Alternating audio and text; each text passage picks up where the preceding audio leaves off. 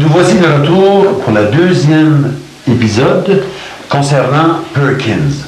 Nous avons toujours les mêmes invités, les mêmes mémoires extraordinaires, parce que moi je commence à travailler sur la mienne. Nous avons toujours M. Raymond Huppé, nous avons Mme Rolande Brassard, Mme Alcandora, je commence à bien le dire, Alcandora, c'est un nom spécial, Alcandora Plément, parce que je suis une femme spéciale, et on arrive au bout avec Raymond Chaire. Je vais continuer à rester dans le village en passant au thème sécurité du village.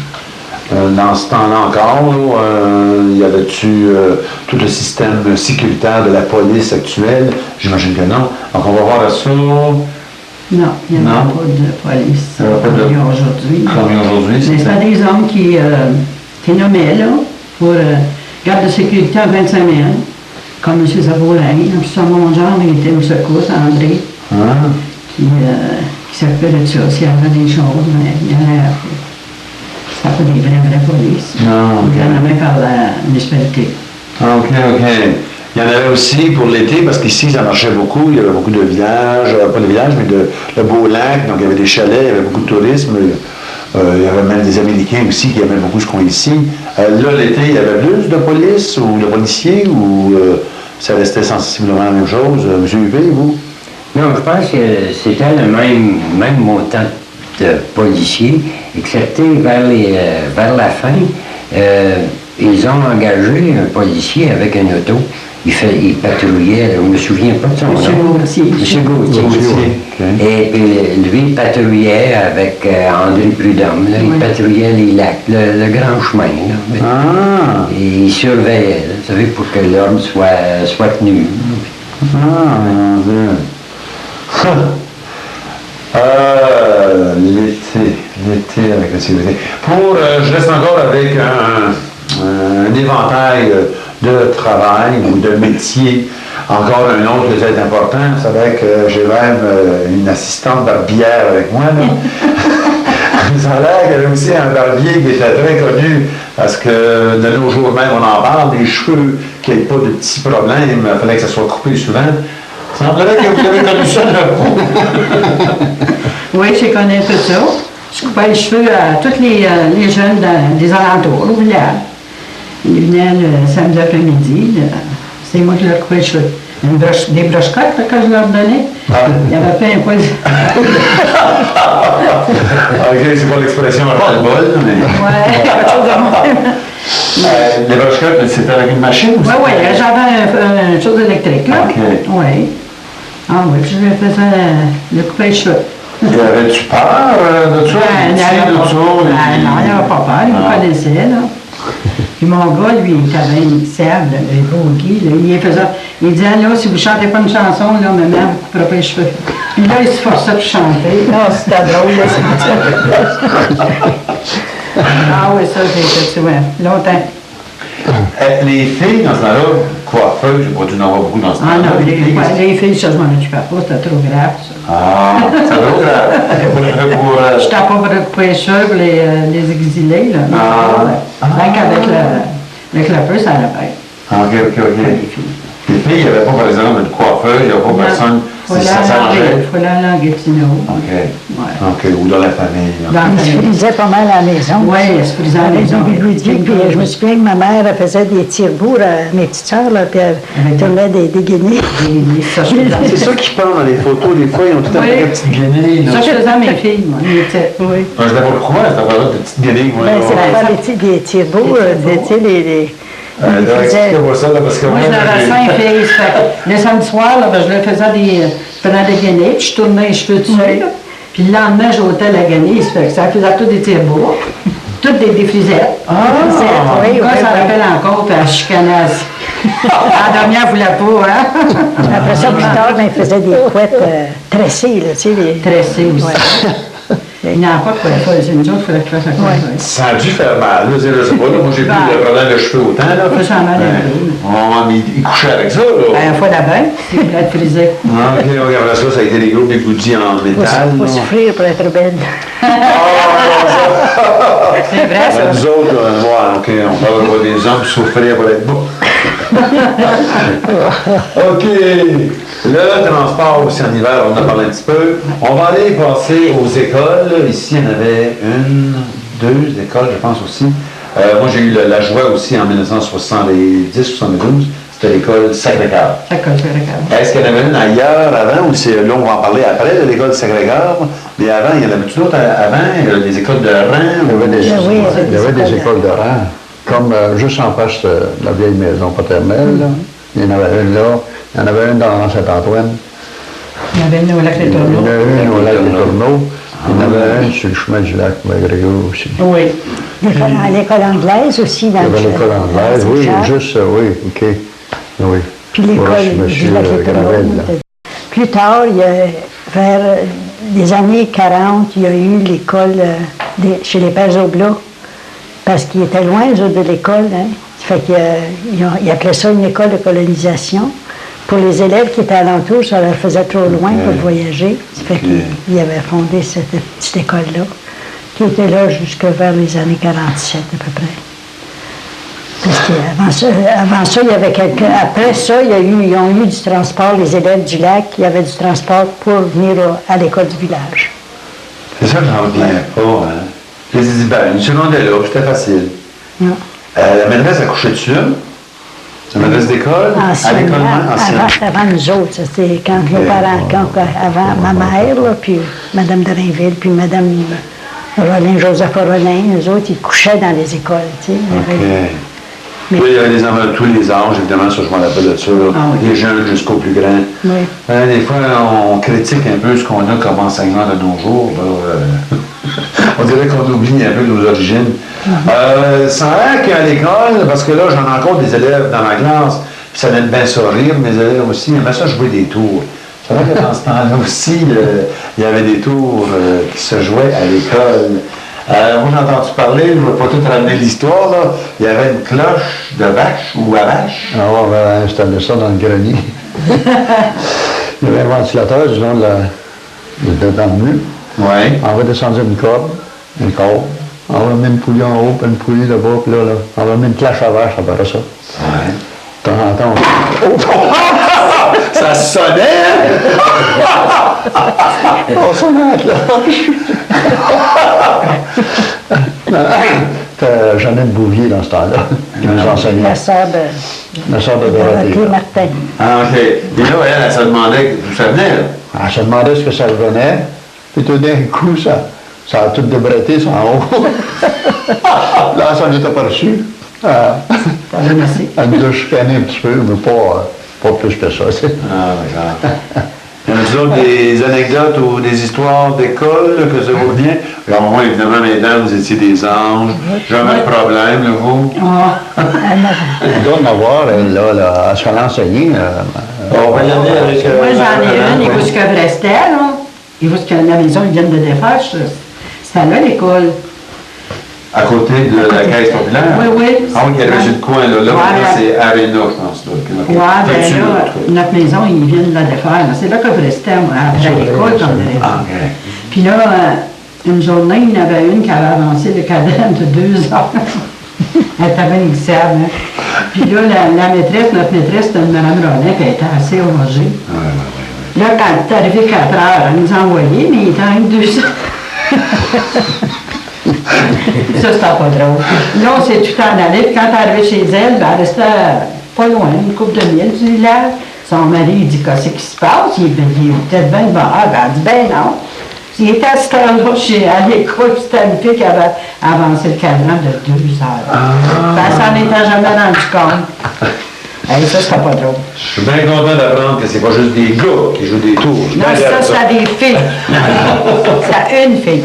Ah oui. Elle décède toujours. On va passer au restaurant, parce qu'aussi, évidemment, on avait faim. J'imagine qu'il y avait des beaux petits restaurants. Est-ce qu'il y avait des boucherons? Est-ce qu'il y avait des gens de partout ailleurs? Est-ce que le monde aussi le matin, c'était, même dans ce temps-là, une mode? On va tous aller, de nos jours, dimanche, regarder des restaurants ici, là, c'est rempli.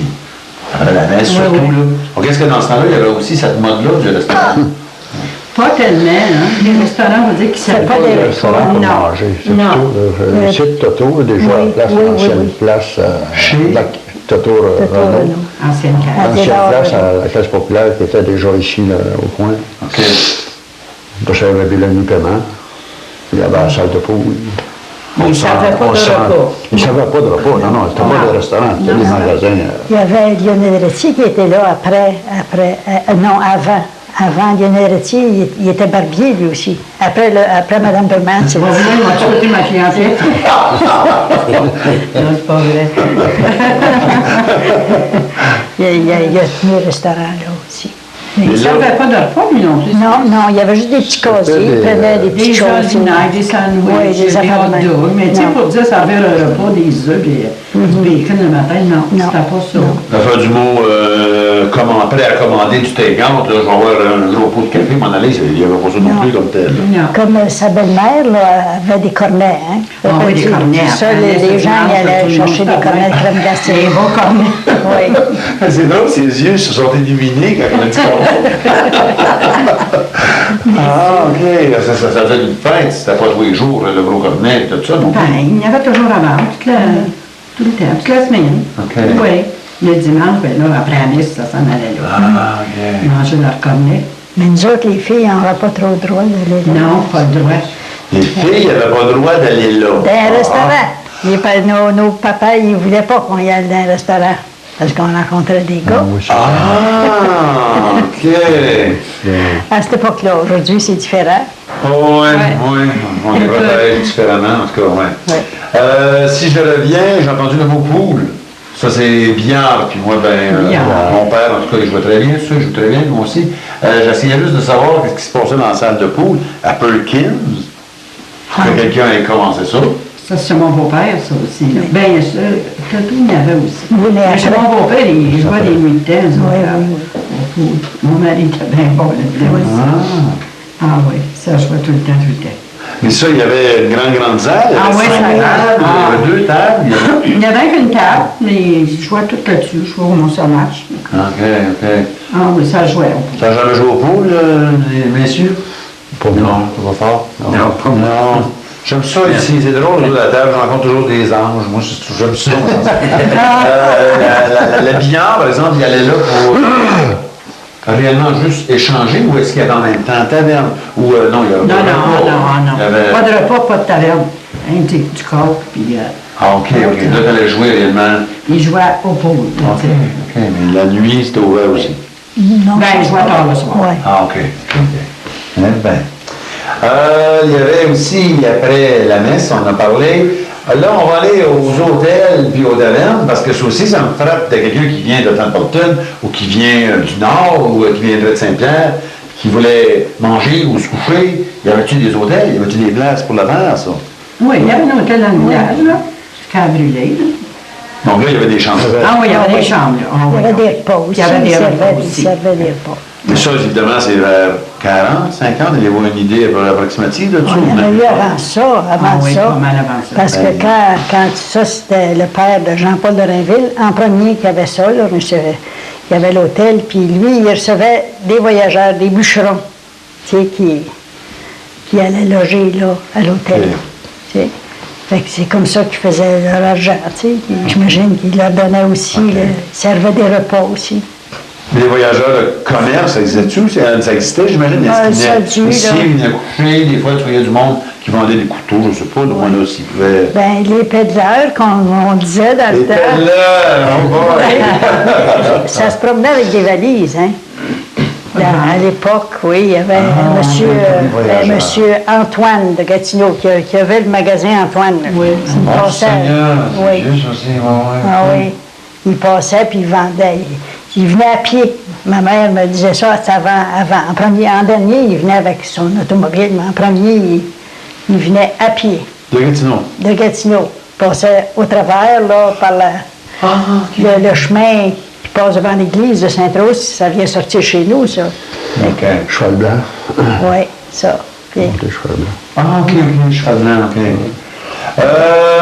Il y avait aussi évidemment les élections dans ce temps-là. Là, je sais qu'on fait un peu en vrac, on fait du pot pourri. Il y a tellement de sujets, c'est tellement enrichissant d'essayer de toucher un petit peu à tous les coins.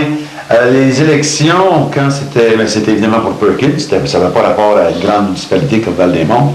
Ils se réunissaient où? Y avait-tu la salle du conseil, puis c'est là qu'ils faisaient les discours, ou est-ce qu'ils passaient dans les rangs?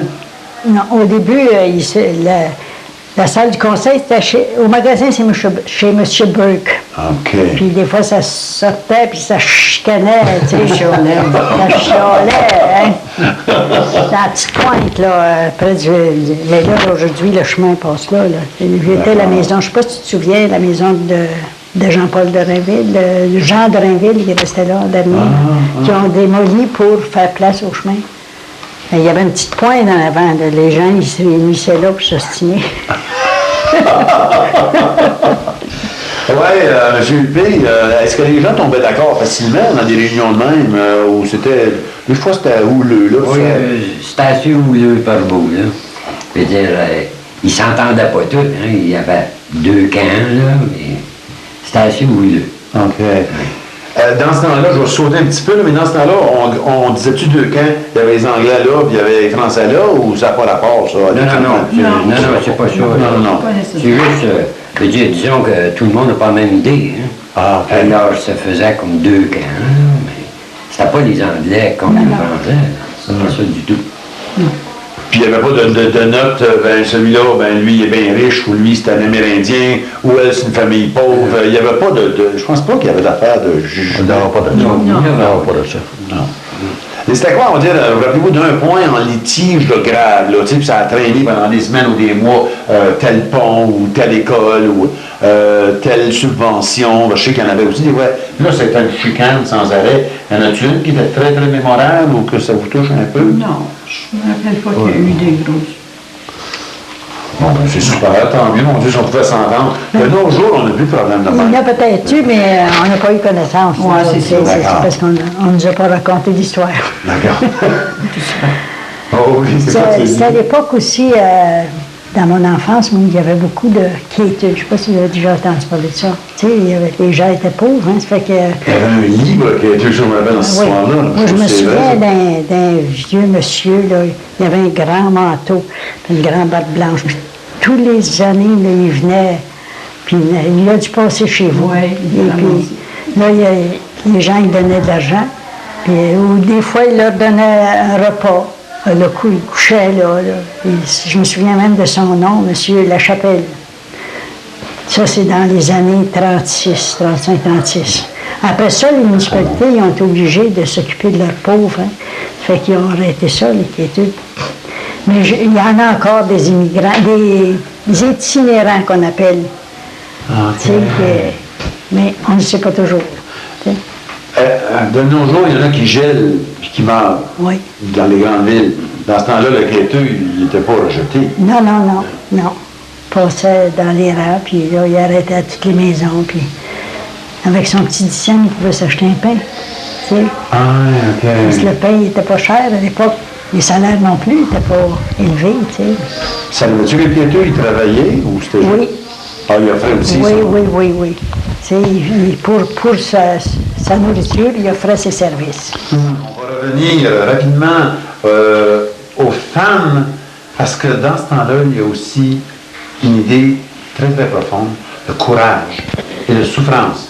Parce qu'on a parlé tantôt aussi du nombre d'enfants, que ce soit 13, que ce soit 17 ou que ce soit 6.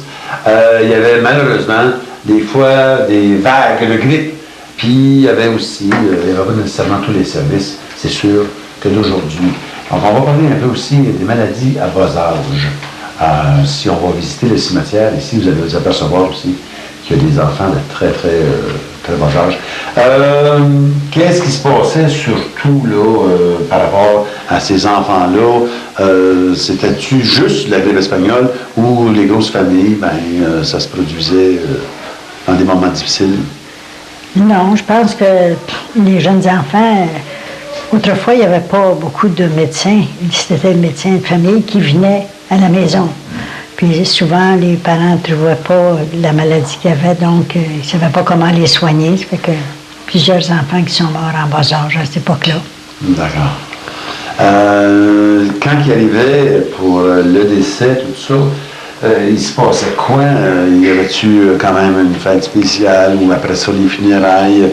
Ou c'était réellement fermé? L'enfant est décédé, on n'en parle pas? Ou... Moi, dans ma famille, on n'a pas eu d'enfants qui sont morts en bas âge. Je ne sais pas s'il y a quelqu'un d'autre. Moi, ma mère en a eu plusieurs, mais ils mouraient en essai, mais là, qu'est-ce qu'il y avait, je ne sais pas. Okay. C'était pas des docteurs qui mettaient les enfants au monde, c'était des sages-femmes, là. Il n'y avait pas de docteur dans ce temps-là, eux autres, les madames. Moi, j'ai toujours un docteur, mais eux autres, je sais que ma mère n'a jamais eu de docteur. C'est une sage-femme, ma tante Louisanne, de Charbonneau, qui mettait tous les besoins au monde. D'accord. Puis ils mouraient, ma mère, il y en a plusieurs qui sont morts en naissant. Mais pourquoi, je ne sais pas. Est-ce qu'il y avait des complications des fois, puis madame ne connaissait pas ça, son officier? Oui, c'est ça. Mais c'est ça le beau courage, parce que l'année d'après ou 2 années d'après, il y avait encore un enfant, puis il reprenait un sens à la vie à travers des familles. Je trouve ça vraiment spécial. Le médecin, il y en avait juste un aussi. Ah oui, d'accord. Puis il se promenait partout. C'est ça, il demeurait à Sainte-Rose-de-Lima, là, justement à l'endroit où est la bijouterie aujourd'hui, là, à Revisay, là. Oui. C'était là, le vieux docteur Désy, il allait partout, toutes les maisons. D'accord. Pour les incendies, parce que là, on continue avec le mot courage, puis des fois aussi peut-être découragement. Il y avait eu quelques incendies dans ce temps-là. Je pense qu'il y avait eu le presbytère. Puis là, je reviens à un curé. On peut peut-être rire un peu du sujet, mais après ça, c'était moins drôle. Ça avait rapport à un oiseau, l'incendie, un canard. Ou, oui, c'est ça. Un bouilloire. C'est ça, il était en train de faire chauffer de la cire, je pense, pour plumer son canard. Puis là, ça a débordé. Puis c'est ça qui a mis le feu au presbytère. Ça, oui, c'était-tu monsieur le curé à l'or. Oui. C'était-tu lui, le curé Croteau? Non, le curé à l'or. Après, lui, il est venu après le curé Croteau. Le curé Croteau, j'ai entendu des histoires, c'est peut-être bon des fois de revenir à l'histoire véridique. Il était spécial, ce curé-là. Il y en a-tu qui se souvient de certaines histoires? Quand il montait en chair, là, pour près, Ah bon? il était mauvais. Il donnait Il des venait petits coups. rouge, là. Ah. Écoute-moi, ça a fait. Ah, OK. C'était sérieux, son affaire, lui, là. D'accord. Il y avait aussi une ligue de tempérance dans ce temps-là. Ça avait-tu toujours rapport à quelqu'un qui avait pris une bière ou ça avait rapport aux hommes qui ne respectaient pas les femmes? Les femmes, il y avait la danse qui n'avait pas le droit. Y avait-tu des thèmes qui mettaient? Il empêchait les femmes de rentrer, pas de chapeau. Pas de chapeau. Ah oui, ça, c'était... Je pense Il que un chapeau. Oui. Tout c'est pas normal. Oui, puis même, je me souviens là, qu'il avait sorti une madame qui était habillée en pantalon, parce qu'on n'avait pas le droit de s'habiller en pantalon à l'époque. Ça fait que là, elle était venue à l'église pareil, parce que quand tu allais avec les voitures à chevaux, il faisait froid. Donc, c'était pas assez bien abrié, parce qu'il y avait des grosses... On appelait ça des buffalots, c'était des couvertures de poêle. Mais là, tu t'habillais en pantalon, tu avais plus chaud. Puis là, il avait été assorti. Tu viens pas à l'église, tu n'es pas habillé en robe. Puis moi, j'ai une autre affaire. Moi, j'avais mon carrosse avec ma petite, c'est à Nicole, ma fusillée. Puis je passais devant l'église, il était assis au presbytère. Il était assis au presbytère, dans sa galerie. Puis il m'a lâché un cri, il dit « Alcandora, là, t'as pas l'air d'une maman. » J'ai dit « Comment ça? » J'ai dit « J'ai mon bébé, là, puis je suis une maman, j'étais habillée en pantalon. » Il m'avait crié, j'étais assez choquée, ben j'avais chez nous, je broyais. J'ai dit, pourquoi qu'il nous dit des choses de même, si c'était pas ses affaires? Puis je suis habillée en pantalon. Ben il m'avait dit ça, il dit, là, t'as pas l'air d'une maman. Oh, ouais. C'était toutes des choses de même qui se mêlaient, qu'il n'y avait pas d'affaires. Je voulais voir les pattes des vents. C'était bien ça, c'est pas, là.